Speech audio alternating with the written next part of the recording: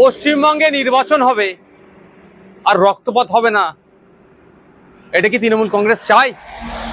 আজকে পশ্চিমবাংলা শুধু নয়, ভারতবর্ষের বিভিন্ন রাজ্যে উপনির্বাচনের রেজাল্ট হয়েছে।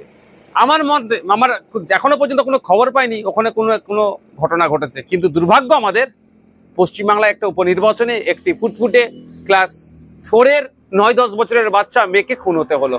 অভিযোগ কি? তৃণমূলের ছোড়া বোমের আঘাতে ওই বাচ্চা মেয়েটির মৃত্যু। এই যে ঘটনা ঘটেছে, রাজ্য সরকারকে প্রকাশ্যে ক্ষমা চাওয়া দরকার।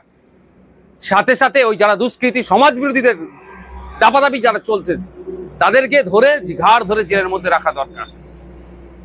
আমি ওই পরিবারকে সমবেদনা জানাই এবং গভীর উদ্বেগের সাথে বলছি, আমার পশ্চিমবাংলা কোন দিকে এগিয়ে যাচ্ছে।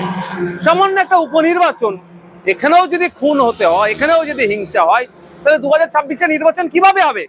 ইলেকশন কমিশন অফ ইন্ডিয়া কি করছে? সম্পূর্ণরূপে পশ্চিমবাংলায় শান্তিপূর্ণ নির্বাচন করতে ব্যর্থ হয়েছে। আমি আশা করবো এর থেকে শিক্ষা নিয়ে আগামী দিনে 2026 নির্বাচন আসছে, শান্তিপূর্ণভাবে নির্বাচন করবে।